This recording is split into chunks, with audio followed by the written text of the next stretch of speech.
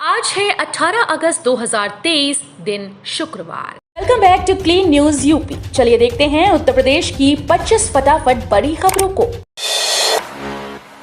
UP के जिले का रेलवे स्टेशन बनेगा जंक्शन, सीएम योगी ने जारी किया आदेश।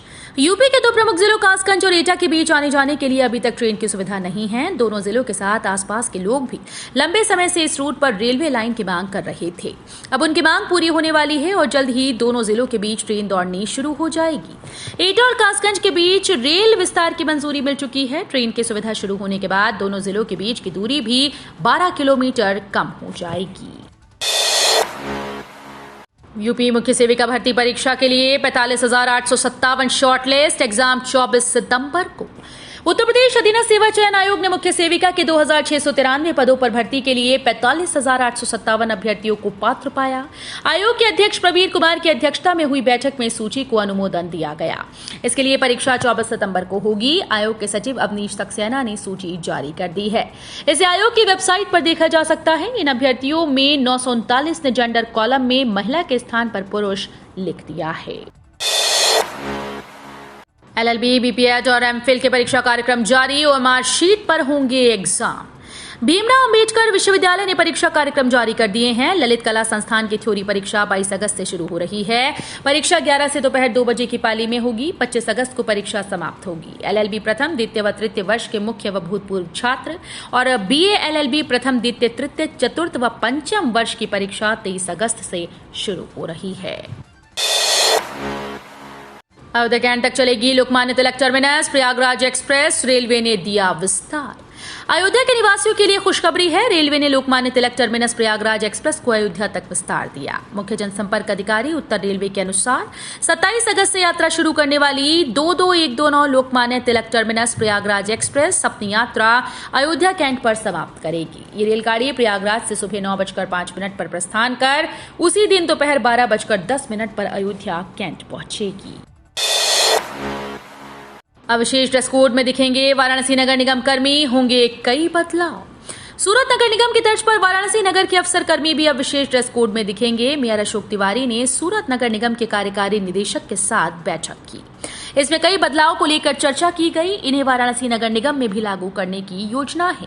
मेयर ने बताया कि जल्द ही नगर निगम के अधिकारी कर्मचारियों के लिए विशेष ड्रेस कोड लागू कर दिया जाएगा। नगर निगम में कई आधुनिक सुविधाएं शुरू की जाएंगी। नया सॉफ्टवेयर इंस्टॉल होगा जो कर निर्धारण में हुई गड़बड़ियों को पकड़ेगा। 2 दिवसीय दौरे पर वाराणसी पहुंचे सीएम योगी। कल यूथ 20 सम्मेलन का करेंगे उद्घाटन। मुख्यमंत्री योगी आदित्यनाथ 2 दिवसीय दौरे पर गुरुवार दोपहर वाराणसी पहुंचे। मुख्यमंत्री का हेलीकॉप्टर बीएचयू के हेलीपैड पर उतरना था, लेकिन बारिश की वजह से सीएम योगी पुलिस लाइन उतरे।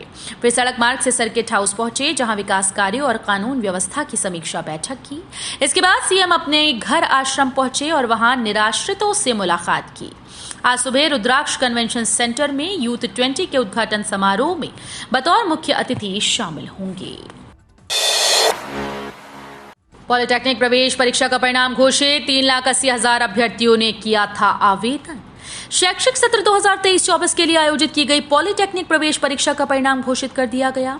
इस परीक्षा में प्रवेश के लिए 3,80,000 अभ्यर्थियों ने आवेदन किया था और 2,71,171 अभ्यर्थी परीक्षा में शामिल हुए। वाराणसी में आज से होगा यूपी दर्शन सम्मेलन। 500 से ज्यादा कंपनीज के प्रतिनिधि होंगे शामिल। प्रधानमंत्री नरेंद्र मोदी के संसदीय क्षेत्र वाराणसी में आज शुक्रवार को यूपी दर्शन सम्मेलन का आयोजन होगा। पर्यटन क्षेत्र की 500 से ज्यादा कंपनीज के प्रतिनिधि इसमें शामिल होंगे। उद्योग मंडल, एसोचैम और पर्यटन क्षेत्र के कुटीर, लघु और मझोले उद्योगों के मंच myAtiti.global आज शुक्रवार को वाराणसी में यूपी दर्शन भारत में पर्यटन और आतिथ्य का उद्यमशील आकर्षण कार्यक्रम का संयुक्त रूप से आयोजन करेंगे। मेडिकल कॉलेजेस में आधार आधारित हाजिरी अनिवार्य, सभी प्रधानाचार्यों को नियम का पालन कराने का आदेश। उत्तर प्रदेश के सभी मेडिकल कॉलेजेस में अब आधार आधारित हाजिरी व्यवस्था अनिवार्य कर दी गई। जहां आधार आधारित हाजिरी व्यवस्था नहीं होगी, वहां के संकाय सदस्यों, रेजिडेंट डॉक्टर्स व अन्य कर्मचारियों का वेतन और मानदेय का भुगतान नहीं किया जाएगा। इतना ही नहीं, भविष्य में एमबीबीएस व एमएसएमडी की सीट्स की मान्यता में भी समस्या आएगी। राष्ट्रीय आयुर्विज्ञान आयोग ने पिछले साल ही आधार इनबिल्ट बायोमेट्रिक अटेंडेंस सिस्टम लागू करने का निर्देश दिया है। अंतरजनपदीय शिक्षक तबादला, फिरोजाबाद में बाहर से आए 240 शिक्षकों को झटका, डेटा अपडेट न होने से फंसा आवंटन। उत्तर प्रदेश के फिरोजाबाद में गैर जिले से ट्रांसफर होकर आए शिक्षकों को स्कूल आवंटन नहीं हो सका। शासन ने डेटा अपडेट न होने की बात कहते हुए आवंटन की कार्यवाही स्थगित कर दी। बीएसए ने बताया कि विभाग से नई तिथि मिलने पर आवंटन की कार्यवाही होगी। फिलहाल तैयारी शुरू कर दी गई है। अंतिम दिन सपा प्रत्याशी सहित 13 प्रत्याशियों ने किया नामांकन, बसपा कांग्रेस ने बनाई दूरी। उत्तर प्रदेश के मऊ जिले की घोसी विधानसभा सीट पर उपचुनाव के लिए नामांकन के अंतिम दिन गुरुवार को सपा प्रत्याशी सहित 13 प्रत्याशियों ने पर्चा भरा। आखिरी दिन भी कांग्रेस बसपा द्वारा कोई उम्मीदवार नामांकन करने नहीं पहुंचा। इससे साफ हो गया कि अब चुनावी मुकाबला भाजपा सपा के बीच रह गया है। बीसीगढ़ में होगा गोरखपुर गीता प्रेस का विस्तार। गोरखपुर की गीता प्रेस का विस्तार किया जाएगा। गीडा में 20 एकड़ में गीता प्रेस बनाया जाएगा। करीब 5 करोड़ की हाईटेक मशीन्स लगाकर प्रेस को हाईटेक बनाया जाएगा। तैयारी है कि एक ही मशीन से पूरा प्रोडक्शन किया जाए। ये सारी कवायद गीता प्रेस में छपने वाली किताबों की मांग बढ़ने के बाद की जा रही है। यूपी में कितनी सीट जीतेगा इंडिया गठबंधन, अखिलेश यादव के दावे से बढ़ी हलचल। लोकसभा चुनाव 2024 को लेकर समाजवादी पार्टी एक्टिव मोड में नजर आ रही है और वो पूरी तरह से तैयारियों में जुटी हुई है। इसी क्रम में सपा मुखिया अखिलेश यादव जातिगत जनगणना और सामाजिक न्याय के मुद्दे पर लोक जागरण यात्रा निकाल रहे हैं।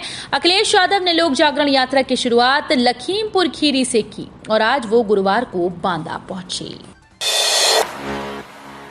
अनुबंध सेवाओं को पेंशन के लिए जोड़ने वाले हाईकोर्ट के फैसले पर सुप्रीम मोहर। अनुबंध सेवाओं को पेंशन के लिए गिने जाने के हाईकोर्ट के निर्णय पर सुप्रीम कोर्ट ने मोहर लगा दी। न्यायाधीश एस रविंद्र भट्ट और न्यायाधीश अरविंद कुमार की पीठ ने राज्य सरकार की अपील को खारिज कर दिया। सुप्रीम कोर्ट ने राज्य सरकार को आदेश दिए कि वो कर्मचारियों से विकल्प लें और पेंशन का निर्धारण करें। अदालत ने सारी प्रक्रिया के लिए सरकार को 4 महीनों का समय दिया। अब घर का बिजली बिल होगा आधा, बस लगा लें ये डिवाइस, कीमत इतनी है। अगर आप बिजली बिल से परेशान हो चुके हैं तो उसे कम करने के लिए सोलर पावर को लगा सकते हैं, जो एक दमदार जनरेटर है जिससे आपकी जरूरत की बिजली उत्पन्न हो सकती है। इसे खरीदने के लिए आप अपने नजदीकी मार्केट या फिर ऑनलाइन माध्यम से खरीद सकते हैं। दरअसल इसका नाम SARRVAD सोलर पावर S150 है। युवा डेलीगेट ने देखी IIT की सुपर कंप्यूटिंग क्षमता। Y20 सम्मेलन के पहले दिन 29 देशों और 13 अंतर्राष्ट्रीय संगठनों से आए 125 से ज्यादा युवा डेलीगेट्स ने IIT BHU की सुपर कंप्यूटिंग क्षमता देखी। IIT के परम शिवाय सुपर कंप्यूटर सेंटर के बाद डेलीगेट ने प्रिसीजन इंजीनियरिंग हब का भी भ्रमण किया। सुबह 9 बजे से परम शिवाय सुपर कंप्यूटर सेंटर में Y20 प्रतिनिधियों के आगमन की तैयारी हो गई थी। कुछ ही देर में वाहनों से प्रतिनिधियों के पहुंचने का क्रम शुरू हुआ। अखिलेश ओवैसी के खिलाफ याचिका पर 4 सितंबर को सुनवाई, बयान देकर हिंदुओं की भावनाएं आहत करने का आरोप। सपा के राष्ट्रीय अध्यक्ष पूर्व सीएम अखिलेश यादव व AIMIM प्रमुख असदुद्दीन ओवैसी समेत अन्य के खिलाफ दायर याचिका पर अपर जिला जज की अदालत में 4 सितंबर को सुनवाई होगी। सपा प्रमुख और ओवैसी पर ज्ञानवापी के वुजू खाने में गंदगी करने और वहां मिले कथित शिवलिंग को लेकर बयान देकर हिंदुओं की भावनाएं आहत करने का आरोप है। वकील हरिशंकर पांडे ने अखिलेश ओवैसी समेत अन्य के खिलाफ ACJM पंचम के कोर्ट में प्रार्थना पत्र दाखिल किया था। अब पर्यटकों को और लुभाएगा शहर, रामगढ़ ताल बनेगा फ्रंट। शहर अब पर्यटकों को और भी लुभाएगा। GDA की ओर से 600 करोड़ की लागत से रामगढ़ ताल फ्रंट योजना की तैयारी की गई। इसमें cycle path, park, fountain, Chhath Ghat, बड़ा गोल झूला आकर्षण का केंद्र होगा। ताल की ड्रेजिंग करके 80 लाख घन मीटर गाद निकाली जाएगी। मुख्यमंत्री योगी आदित्यनाथ के सामने योजना का प्रस्तुतिकरण हो चुका है। जल्द ही इसका काम शुरू कराने का दावा अधिकारियों ने किया है। सितंबर माह में योजना का शिलान्यास हो सकता है। अयोध्या में राम मंदिर की नई तस्वीरें, फर्स्ट फ्लोर के 10 फीट ऊंचे पिलर तैयार, अब छत डाली जाएगी। अयोध्या के राम मंदिर की नई तस्वीरें सामने आई। पहली तस्वीर मंदिर के फर्स्ट फ्लोर के निर्माण की ड्रोन से ली गई। फर्स्ट फ्लोर पर बन रहे खंबे 10 फीट ऊंचे तैयार हो चुके हैं। इसके बाद छत डाली जानी है। दूसरी तस्वीर में श्री राम जन्मभूमि मंदिर कॉरिडोर को दिखाया गया। इन दोनों तस्वीरों को डिप्टी सीएम केशव प्रसाद मौर्य ने सोशल मीडिया पर शेयर किया है। कौशाम्बी बस डिपो से पूर्वांचल के लिए बसेस के परिचालन में हो रही फेरबदल। 20 के बाद यात्रा करने वाले कर ले पूछताछ। उत्तर प्रदेश के गाजियाबाद से पूर्वांचल की तरफ जाने वाले बस यात्रियों के लिए बड़ी खबर है। कौशाम्बी डिपो से अगर देवरिया, बनारस, सनौली जैसे पूर्वांचल इलाकों के लिए बस लेनी है तो 20 अगस्त के बाद यहां जाने से पहले पूछताछ कर लें। ऐसा इसलिए क्योंकि कौशाम्बी डिपो प्रशासन ने फैसला किया है कि अब जल्द ही 300 किलोमीटर से अधिक दूरी वाले बसेस को बारी बारी से आनंद विहार बस डिपो से चलाया जाएगा। वाराणसी में झमाझम बारिश से मौसम हुआ सुहाना। उमस भरी गर्मी से मिली राहत, खिल उठे चेहरे। उमस भरी गर्मी से परेशान लोगों को कल हुई झमाझम बारिश ने वाराणसी शहर को तरबतर कर दिया। सुहाने मौसम का लुत्फ लोगों ने उठाया, साथ ही उमस भरी गर्मी से राहत मिली। तेज बारिश से लोगों को राहत तो मिली, लेकिन बारिश के पानी का निकासी न होने से जल भराव की समस्या से लोगों को जूझना पड़ा। बारिश के बाद शायद ही कोई इलाका होगा जहां पानी न भरा हो। भारी कर्ज वाली एनर्जी कंपनी की किस्मत बदलेंगे अनिल अग्रवाल, एनसीएलटी की हरी झंडी। अरबपति अनिल अग्रवाल की कंपनी वेदांता कर्ज में डूबी कंपनी का अधिग्रहण करने वाली है। दरअसल वेदांता को दिवाला समाधान प्रक्रिया के माध्यम से संकटग्रस्त थर्मल प्लांट मीनाक्षी एनर्जी का अधिग्रहण करने की मंजूरी मिल गई। अनिल अग्रवाल की कंपनी ने 4,625 करोड़ के स्वीकार किए गए दावों के मुकाबले 1,440 करोड़ की पेशकश की, जो मीनाक्षी एनर्जी के 31% कर्ज वसूली के बराबर है। नेपाल ने भारत से मांगा 1 लाख टन चावल। त्योहार के सीजन में चावल चीनी की कमी का डर। नेपाल ने भारत से चावल की मांग की। दरअसल अगले कुछ महीनों में त्योहार का सीजन आने वाला है। ऐसे में इस दौरान खाने के सामानों की कमी से बचने के लिए नेपाल ने ये मांग की। काठमांडू पोस्ट के मुताबिक नेपाल के कॉमर्स एंड सप्लाई मिनिस्ट्री के ज्वाइंट सेक्रेटरी रामचंद्र तिवारी ने बताया कि पिछले हफ्ते उन्होंने भारत से चावल, चीनी और धान उपलब्ध कराने की अपील की है। सपा ने ओम प्रकाश राजभर को बताया पेंडुलम, मंत्री न बनाए जाने की वजह का भी किया खुलासा।